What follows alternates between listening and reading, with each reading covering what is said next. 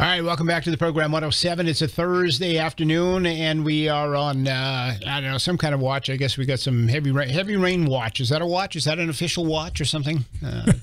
Flood watch. Yeah, I know we got a flood watch. That sounds good. Yeah, flood watch, rain watch, or whatever. But in any event, moisture watch. A moisture watch. Yeah, it's very moist out there, isn't it? Very, very muggy. Indeed, it is, Barry. Yeah. So whatever, I guess, is left of Michael is heading out to sea south of us. Yes. And as a result of that, we're going to get some heavy rain a little bit later on this afternoon. No big winds that I'm aware of at all. Are you guys planning for this? No, we don't have any plans. It's just it's a little rainy and a little breezy. That's my forecast. There's a nor'easter, right? I guess. Not even a nor'easter. Not even a southeaster. It's going to rain and it's going to be breezy. It's going to be a bad hair day. Is that the official Mitchell forecast? The Mitchell forecast is a bad hair day. That's the Mitchell late this afternoon. So, you want to rate it? Like was it John Giorgi? I think he gave the days all. Remember John Giorgi?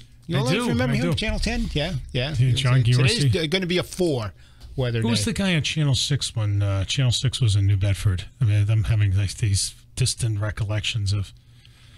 Well, now you're going with Truman Taylor. I'm old enough. I remember Truman Taylor on Channel 6, right? Yeah. When Channel 6 was on County Street. You remember 6 on County Street? It's funny. We were talking about this the other day with Phil at WTEV. Tim was talking about it with us. Do you remember, Tim, who the weather guy was over there? No. I have no idea. I can't remember who that was. Yeah. I remember being on there once. I was on... I don't know how I got roped into this, but you remember they used to have the... In the studio on County Street, they would have the televised mass, right, for people who couldn't get to church, right? And they still have some stations still have that. Yep. And for whatever reason, I got roped into that to sit in the audience. So you went to church on Channel 6, huh? I remember being like, I went on Bozo on Channel 6. Oh, you went on Bozo? I was on Bozo and Romper Room. Tim's looking. I'm not commenting on that. Oh, okay. You're just looking at me. Tim, he gave you an opening, right? Like, of course. I have to watch myself now. We actually just had a conversation on this. In fact, Phil did a blog on it last week. Right. He wrote about his time working there in the audio production and as a booth announcer. And kind of just I didn't realize he did. Yeah, he did. I didn't know either. He had never brought it up before. Yeah. And he knew that my lifelong dream as a kid was to be a booth announcer. And he didn't want to rub it in that he actually got to be one. Yeah, he's done it all in broadcasting, hasn't he? Yeah. So when did 6 close on County Street, Tim? Do you remember? I know you were reading all about it. I thought I saw something where it said that it closed down for good in '88. It signed off from there, but they'd already moved production out of there well before that. I think Phil said it early to mid 80s. Yeah, I'm thinking like you're on 1980-ish or so. Yeah. We need a TV station here in town, Mayor. Well, I recruited Channel 10 and they opened up an office. So, They have an office here in town? Like, where have you been? I don't watch Channel 10. Yeah. Right on Pleasant Street. Look, next time you go to the Baker, look straight out the window. Channel 10 has an office. I didn't know that. I had a meeting with Vic Vetters, the station president, about 5 years ago now over at the Waterfront Grill. And I said, can you guys open up an office here? So we worked on it, and they said, yeah. So they have an office. They gotta call Fox News and have drinks with them. Maybe we'll get one of their offices. I could, or Al Jazeera, right? Come on, sky's the limit. Yeah, I think it's good to have a presence. I've talked to the others about it. They're all 6, 10, and 12 are all Providence, New Bedford, right? They purport to be, and obviously, the focus has been on Providence for a number of reasons. Why some having to do with the location of their advertising, right, where their advertisers are located. That certainly plays into it for them. And Providence is a state capital, and there really isn't anything else covering. The Boston stations purport to cover the New Bedford area, and they don't. They don't do it well, and they think they do, and they don't.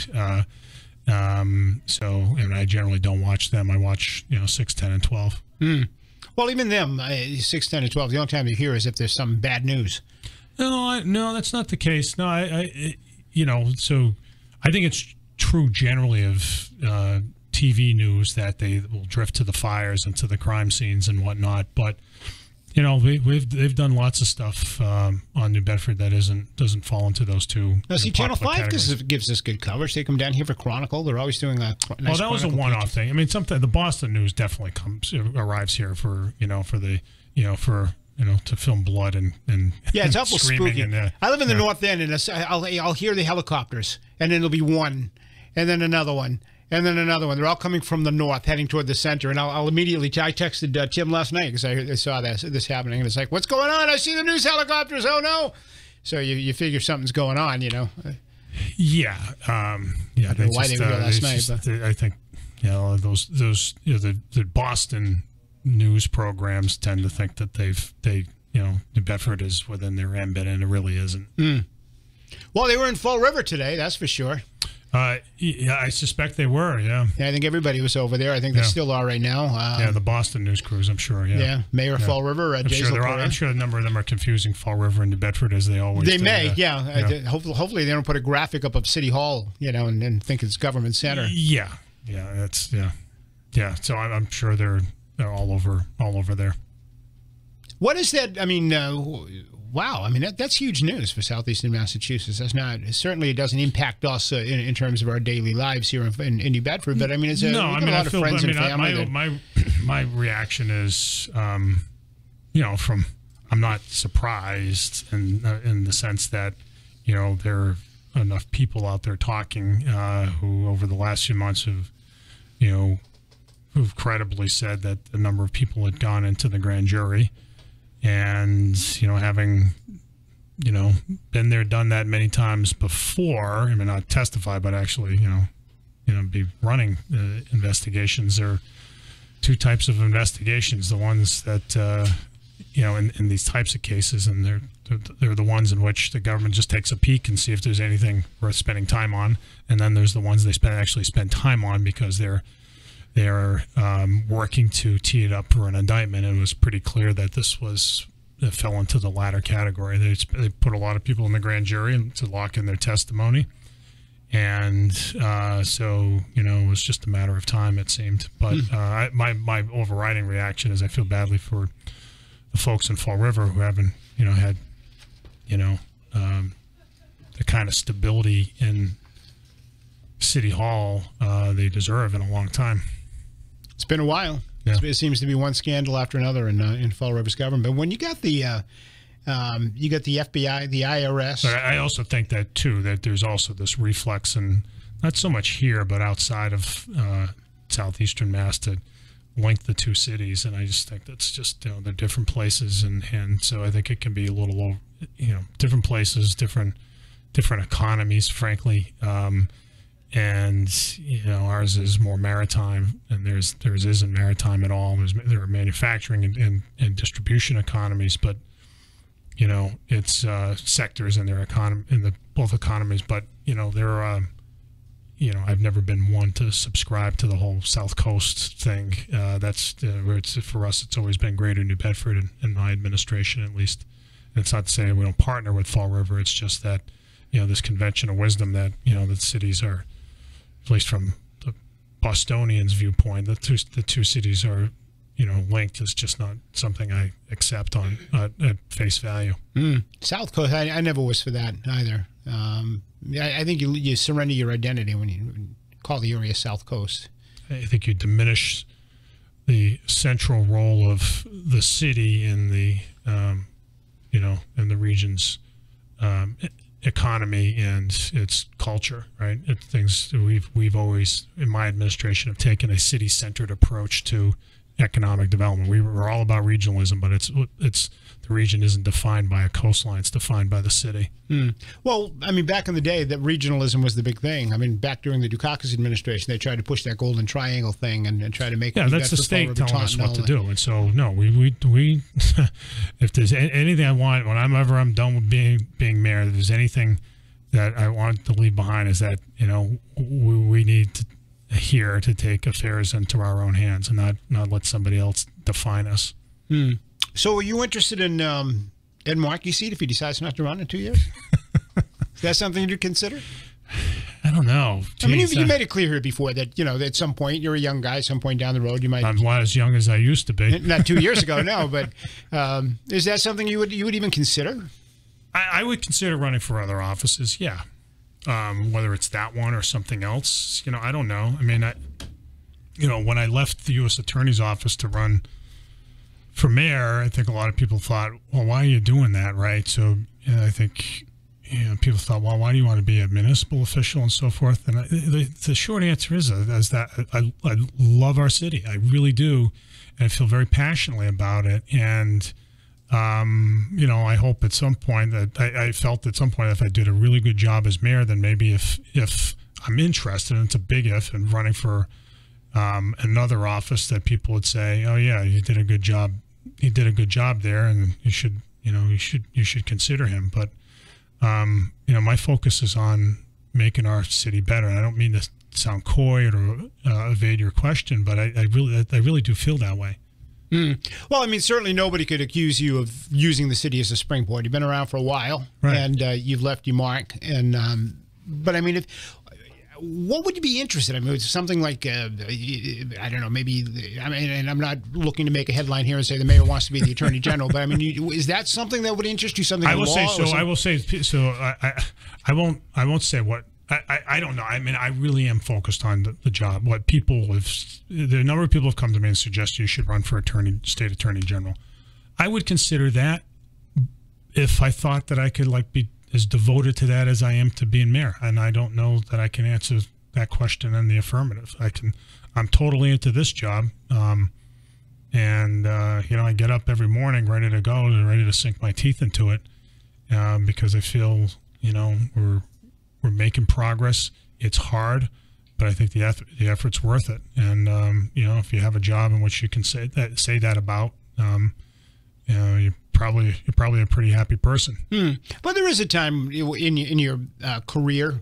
A lot of people in their career say, "Hey, you know what? I feel like I've achieved what I can do here. It's time to move on to something different. Maybe give somebody else a chance to step in and try their hand at it." Does Washington interest you at all? Is that something you'd be? I mean, that's a nutty place. Is that someplace you'd feel interested? Well, I used to live there, and I worked at the Justice Department there. I like D.C. I still go back there for business reasons all the time, and some of Annie's family is down in Washington as well. So I do go down there. I like Washington, but I dig New Bedford. Call me crazy, but I've been blessed as a public official to have been able to attract a lot of really talented people to my administration, and everybody's on the same page. So everybody gets up in the morning and says, how can we make this place better? I mean, they really work hard, and people are really determined to do that. And it's not easy. I mean, it's never been easy, but we're really into it. Once you've been an executive, I would imagine that it's difficult to move into a position like, say, in the House of Representatives, or yeah, I think a lot of folks, I've known some mayors who've run for Congress and have said, "Geez, I can't get anything done." Right? Michael Capuano, who just lost that race in Boston, is a good example. I'm friendly with the mayor of Phoenix, Greg Stanton, who's running for Congress now, and a lot of people have said, well, why would you do that? You're the mayor of Phoenix. Phoenix is like the Phoenix metro area is like the 6th largest in the country. Why would you go for a congressional seat? I think it's a fair question to ask. Hopefully at some point Congress will change for the good of all of us, right? And they'll actually start getting more done. My job, my position, the office I occupy has a great deal of institutional authority, more than most mayors. So it's a strong mayor model of government, right? So as opposed to like the mayor of Worcester or Cambridge or Lowell or a number of other cities around the country where the mayor is just sort of a figurehead, right? And in some cases just elected by the city council. I have in what's called a Plan B form of government a good deal of administrative authority, and then you layer on top of that, in Massachusetts, the strong mayors also happen to be the chairs of the school committee. Around the country, only 7% of mayors have any formal authority over their school districts, so that's kind of rare. And then most mayors don't have control over public water utilities. We do here, right? So the mayor does here. And then, I'm also the chair of the Port Authority of the largest commercial fishing port in the United States. So there is a great deal of institutional authority in the office of Mayor of New Bedford. And so it is, I say to people,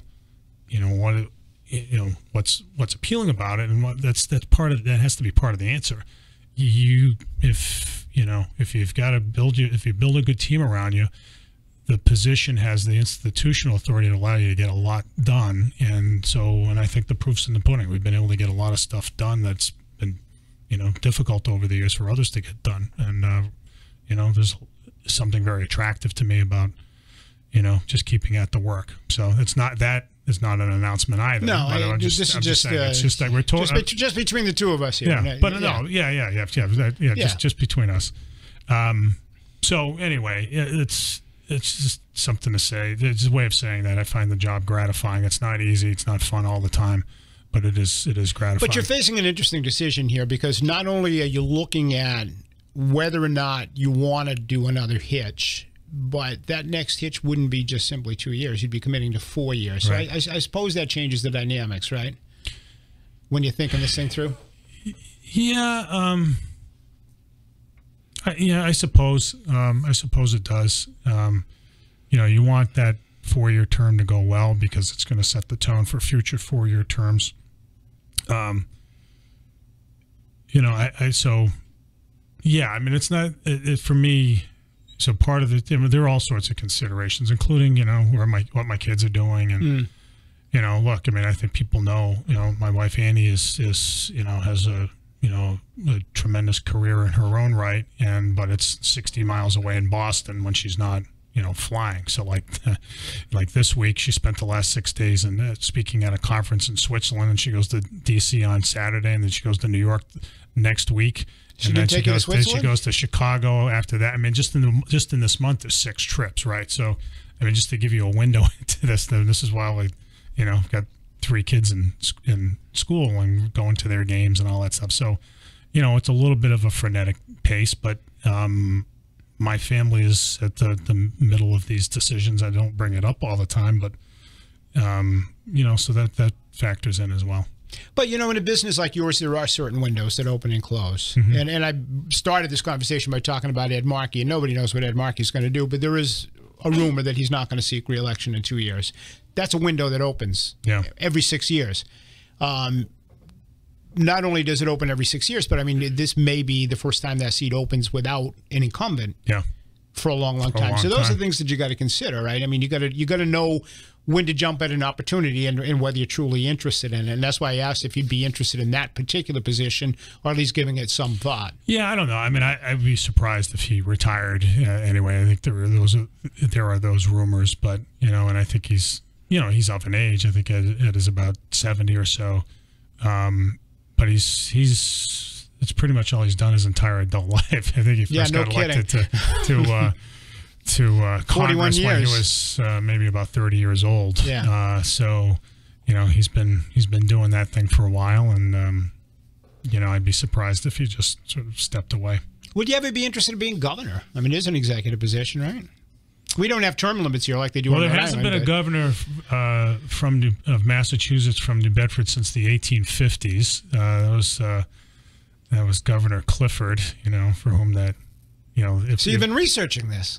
No, it's a pretty well known. That's a known fact. Look, we haven't had anybody. So I think the last Attorney General from New Bedford I think he was one of the prosecutors on the Lizzie Borden case. So that was right around the turn of the last century. The last congressman from New Bedford was a guy named John Walsh, who lived on Hawthorne Street. He retired. He stepped away from his congressional seat in 1922 to become a Massachusetts Superior Court judge, which I don't think anybody these days would consider to be a promotion. But yeah, so there hasn't been a congressman from New Bedford since, well, I guess it's been 96 years. It's been a long time. So there's a few of your listeners who... Do we teach this stuff in our schools?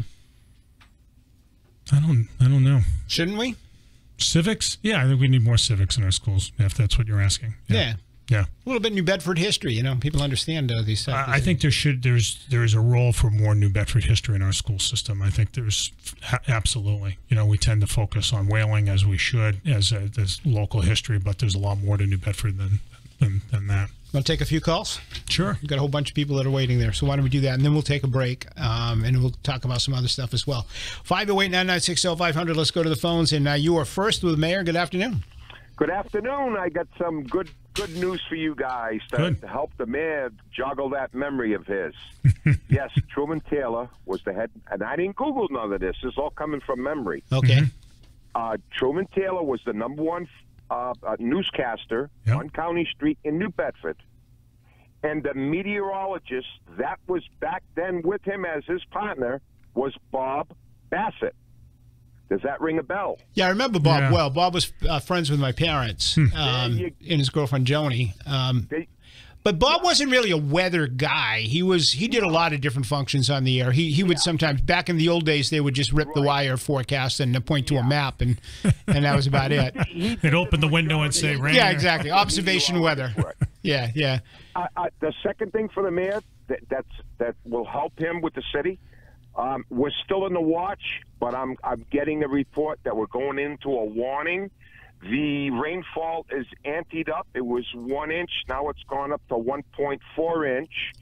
We're going to be getting winds coming out the southwest right now, and we're coming directly out of the south at 16 miles an hour, but I don't know what the gusts are going to be. And it's all from that moisture from that hurricane. See, you could have done Bob Bassett's job. So I'm glad I could joggle the mayor's mind and smile a little bit. It was Truman Taylor, I'm going to end that on a good note. Appreciate it, my friend. Thank you very much. You. I was wondering how Truman Taylor could talk without moving his lips. You ever noticed his lips were all? I'm kind of like. Yeah, I don't. I just remember. I sort of remember his face. Yeah, and don't. It's coming back to me why I was at that mass. So I was in nursery school. Do you remember the nursery school on County Street and Walnut, where the women's center is now, the big pink house? So that's where I was in nursery school, and I remember the nuns there. There was all Polish nuns, and they, I think they used to drag some of the kids in to be the audience for the TV mass. So I think that was my. So you were like a forced audience, kind of like the Iraqis do on Death to America Friday. They make everybody go out there, right? Yeah, and it came under threat of punishment if you acted up at all.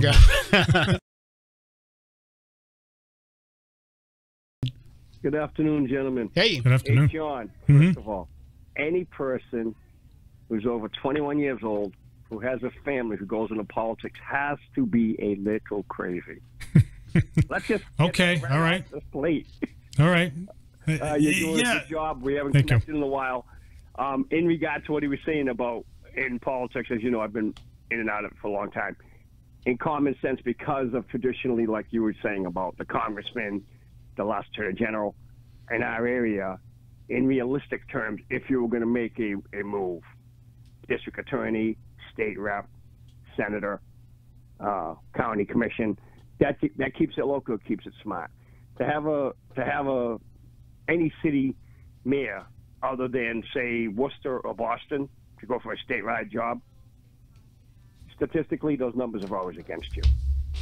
Because the rest of the state really don't know you. They know certain things about you because, say, New Bedford Seaport, the energy stuff, which you've done really great with. I was thinking about that like a week ago. Like, after that 4, if John does that 4, where's he going to go? And it only makes sense. Going to be washed up. Yeah, what are you going to do for a living? I don't know. Maybe I'll get a hobby. Oh, maybe you can go teach at UMass Law, criminal justice.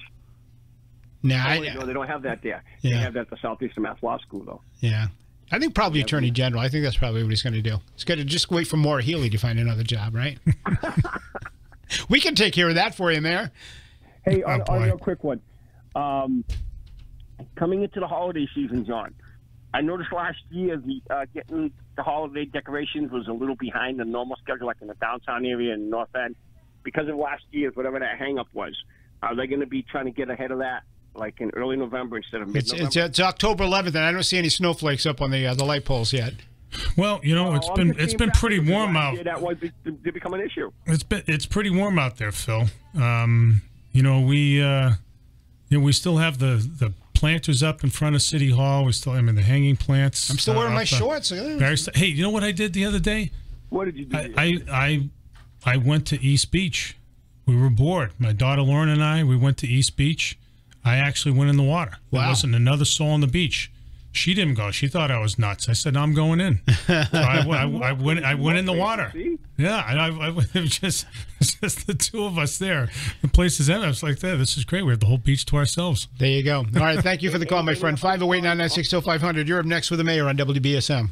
Hi, Mr. Mayor. Hi, Barry. Hi. Mr. Mayor, I have a idea that I think may be worth pursuing, having to do with the fishing industry. Mm-hmm. I'm a landlubber, but I've noticed over the last couple of decades, in my estimation, the agency known as NOAA is basically a penal agency. Now, they're about to grab all the permits. Is it possible, and this is just an idea, and I don't have the wherewithal or the computer expertise to figure it all out, but is it possible for the city to bond to acquire all those licenses and permits and possibly some of the boats until this whole thing simmers down? Because I'm real worried that the city's going to lose those licenses or permits to places like Maine, et cetera, or maybe some hedge fund operator who comes in and swoops them all up and places them someplace else. Would the city be able to consider that legally? I don't think, Tom, our bond counsel would allow something like that. Would allow borrowed money to be used for that purpose. In fact, I'm almost certain of it.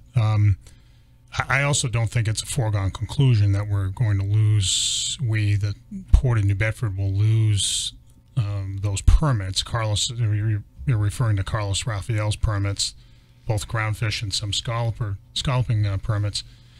The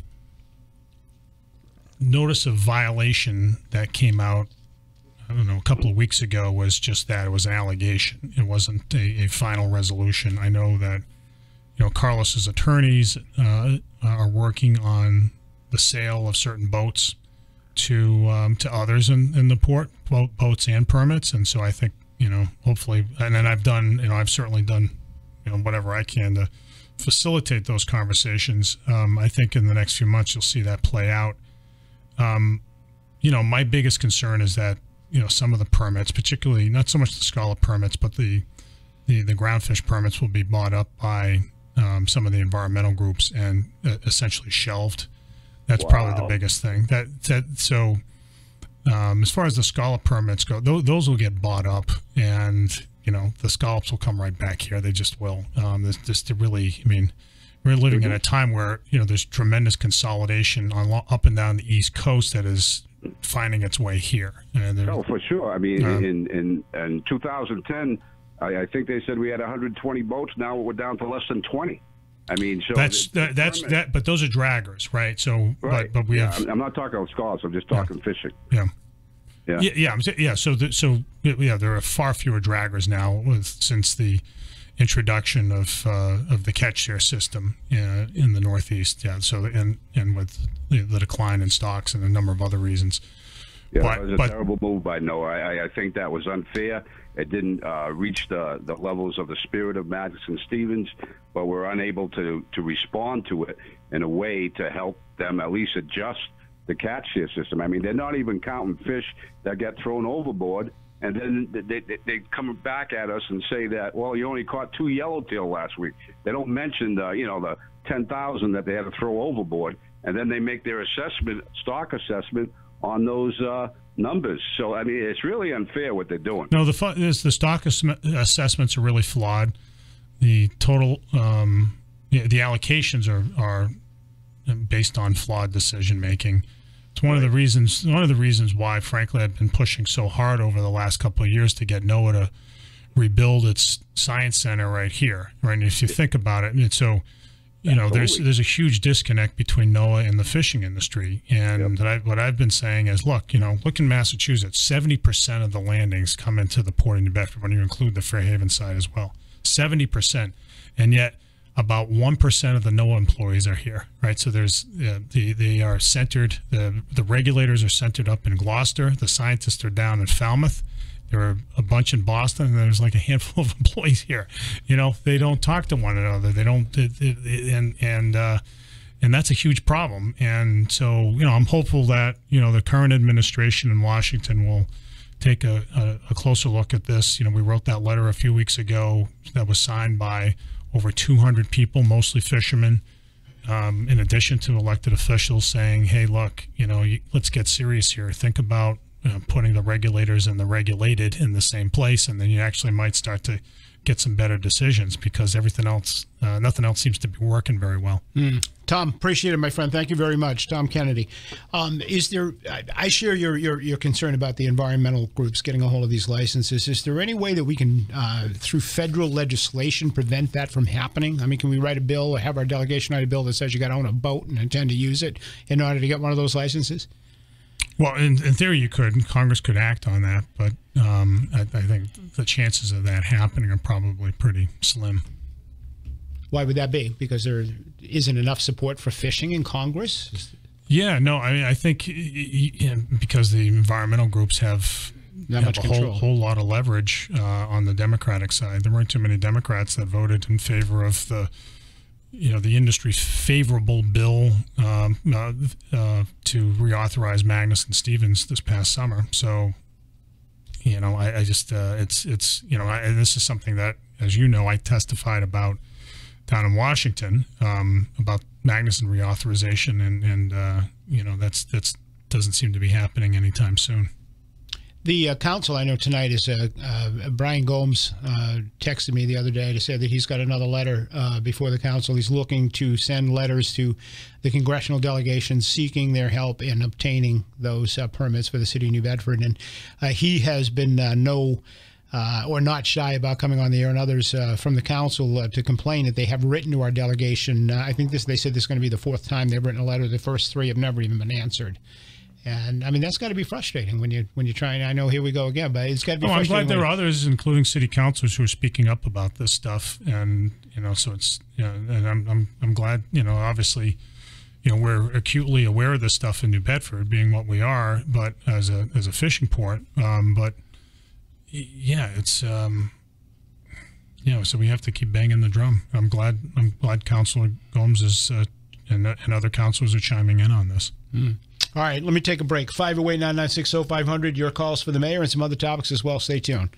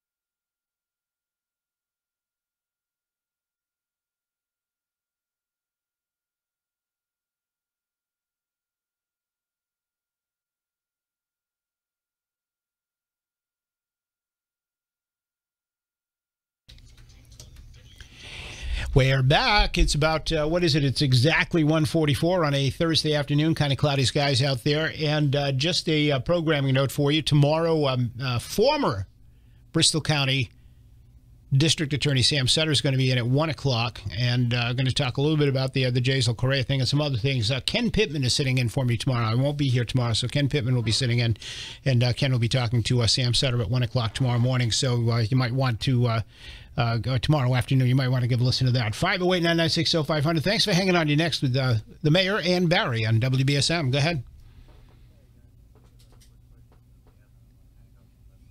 Mm-hmm.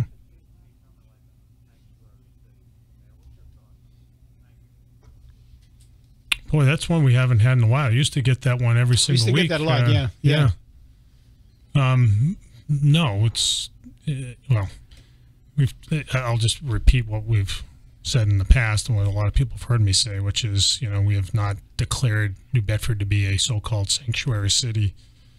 That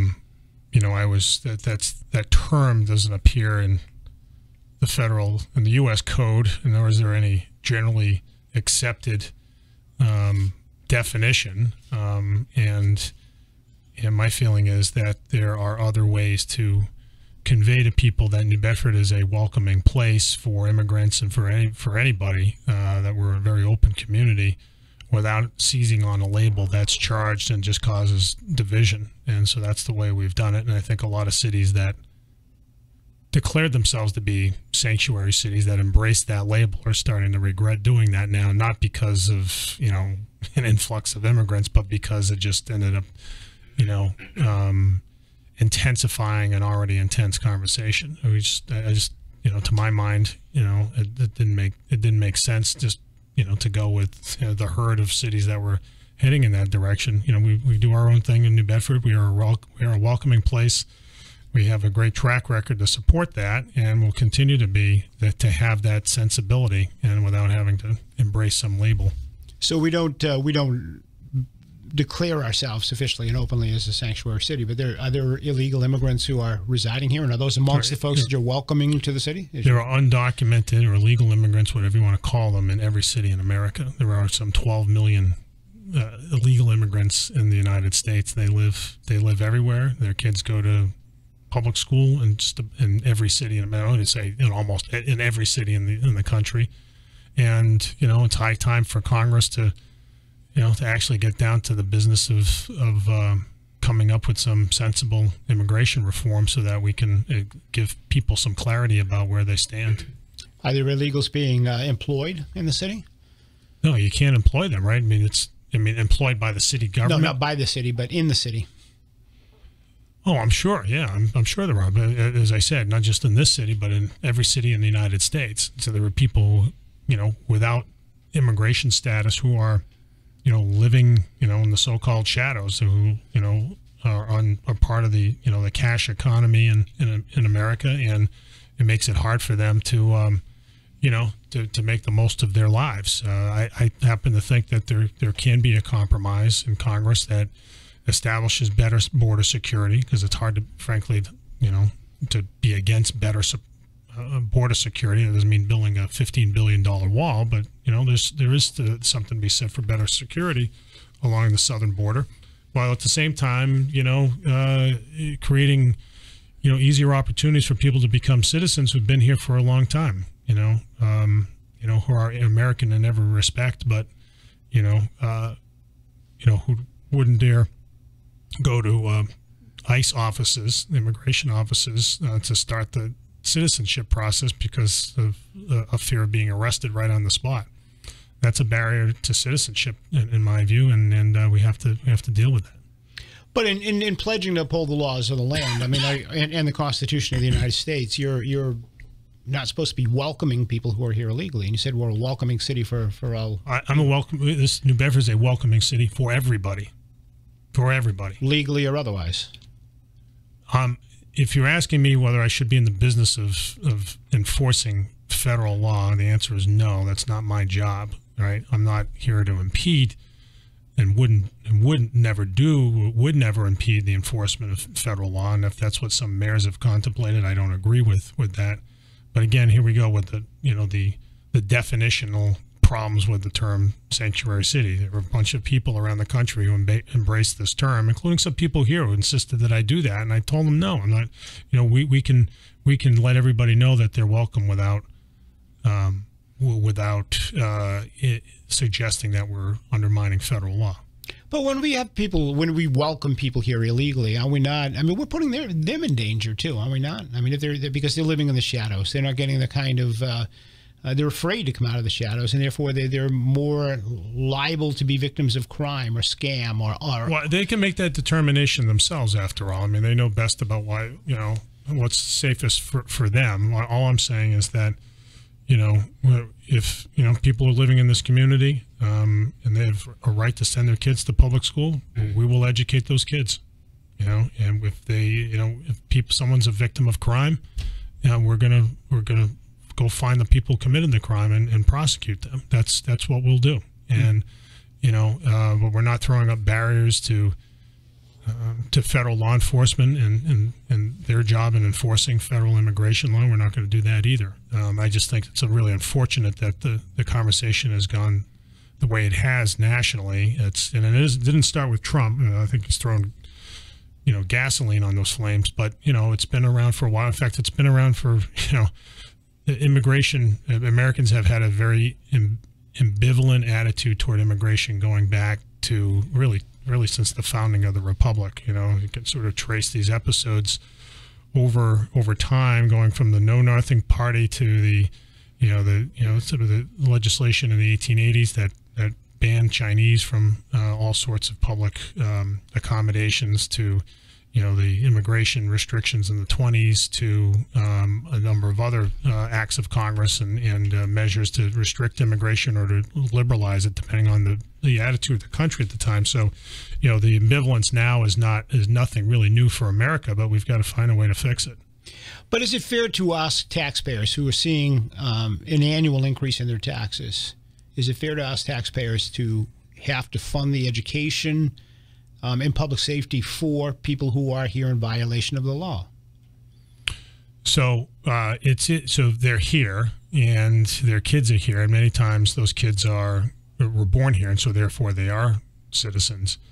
And it's under federal law that we're required to actually educate them. It's not a matter. This isn't a city policy that we're implementing. So if that's what the law requires us to do, then we'll do it. All right, 508-996-0500. You're up next with the mayor on WBSM. Good afternoon. Yes, I just had a quick question, and I'll hang up here to Mayor. It's about the health insurance in the city and with Blue Cross when they negotiated with that. I know as being a retiree, you're forced to get a family plan if you have just a employee and spouse. And in regards to doing that, it's costing the city more money. In reality, it's costing the retiree. And I'm just saying, did they try to negotiate and just get employee and just spouse and not a complete family plan? Because when you retire, it's probably just you and your wife, and you have no kids under the plan anymore. And I'll wait to hear your response. All right. Thank you very much. Yeah, I wasn't entirely clear on the question, but he's raising the issue of of healthcare costs for retirees, and yeah, it's something that the city struggles with. I think the way I understood it is he's a retiree, and his family plan includes children that he doesn't have because his kids have moved on, and so it's costing him a lot more money. He's saying, is there a way to negotiate it so that we can have the family plan or various family plans, and one family plan just insure he and his wife, as opposed to having to insure an entire family? Yeah, I'm surprised that option isn't available. But what he should do is, well, we can get a direct answer if he wants to. I assume he's still listening. If he wants to call, my office 979-1410. And we can connect him with personnel and give him a very specific answer, a very definitive answer. We can do that. What he's suggesting makes sense, and there should be plans that's they're as closely tailored to individual needs as possible. And but I don't have a definitive answer for him. I will say that we try our best to to negotiate plans that work for the most people. On the issue. we've had some conversation this week about ballot question number 1. And according to the little red book the state sends out, if question 1 passes, this could be catastrophic for hospitals, local hospitals, in terms of costs, and in local communities in terms of premiums for public employees and all of that. Are you concerned about question 1? I am. Yeah, that's why I came out against it. Yeah. Yeah, it is. I mean, South Coast Hospital Group made a very convincing case to me that it would be hugely expensive for them and force them to lay off people. And they can ill afford to do that. I mean, the South Coast Hospital Group has hit a number of bumps in the last few years in terms of its, I don't say profitability. It's a nonprofit corporation, but it's had some financial problems in the last few years, and it's had to downsize its workforce. And I think this would require them to do that even more. The big concern is that, you know, if you have, I mean, it's what we've talked about before with ballot questions, when you have this, you know, very prescriptive set of requirements of a, you know, in the case of marijuana, you know, marijuana shops and cultivators in this case, like how hospitals have to staff up, that, you know, frankly, you know, should be left to the people in the hospital to figure out. I mean, I don't know. I'm going to walk into a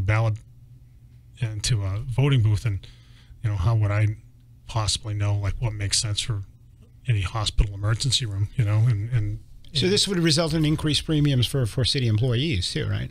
In terms of their health? It may, you know, it's not implausible. It may well do that.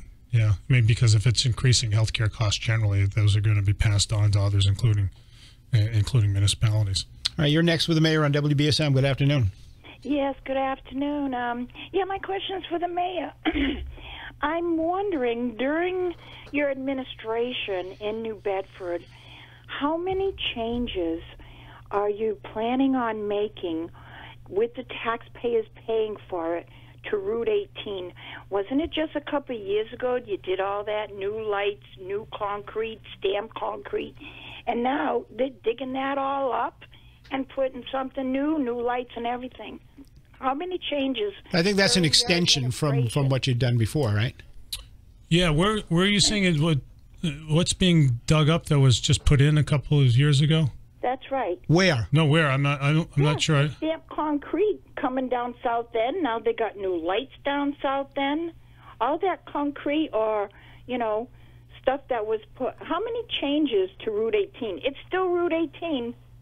How many changes you gonna have taxpayers pay for Route 18? Well, if you're talking about the work on Route 18, that's all state funded. It's not coming out of the city's pocketbook. Really? Yeah. But there's nothing that's being dug up that was recently put there. No. I mean, what was recently put there ended at downtown, right? I mean, it pretty much ended, and this is now an extension from downtown to the south end. Ended just south of Walnut Street. This is finishing the job. This is not replacing something that was just done. Well, I see them digging up concrete in the middle section. Mm-hmm. Yeah, because they're redoing the highway from downtown. I want to get another call in. Appreciate your call, though. 508-996-0500. Just to complete the answer, they were not digging up anything that was just done. It was already just done, yeah. And you know, we've played a big part in designing it, but it's coming out of the state transportation improvement plan. You got about 1 minute. Go ahead. Yes, the illegal immigrants in this city, it's not fair to the taxpayers. It's especially to the elderly who want a fixed income. They're in public housing. They're taking fuel assistance from the elderly. They're flooding the school system. It's not fair to the taxpayers.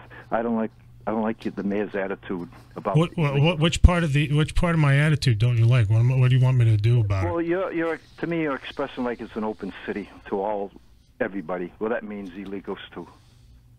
Well, I had a member, Mayor, in my family, 90 years old, that tried to get in public housing, and they said there's a year and a half wait. But I understand after that, she passed away, but I understand after she passed away, there's illegal immigrants in the public housing. All right, I got to hold you strictly because we're out of time. I don't run public housing in the city. That's the housing authority for starters. But yeah, I mean, so what's the alternative? You know, here we are in New Bedford. We're an unwelcoming place. Let's pick and choose who we want to let in. I mean, come on, doesn't make any sense. I think the issue of legal versus illegal is a big factor to a lot of people. And that is a federal issue, Barry, and the federal government's got to go fix it. All right, just very quickly, Oktoberfest Saturday, Pier 3, Boo in the Zoo opens this weekend. All worth going to. I'll see you at all 3 places, Barry. All right, Boo. Boo to you. Got to get out of here. Mayor, thanks for coming in. We'll see you next week on Wednesday, I guess, right? Maybe we'll do Tuesday. We haven't done Tuesday in a while. Yeah, maybe Tuesday. It's Tuesday. I don't know. It's time for the news. We'll be back on the other side. Stay tuned.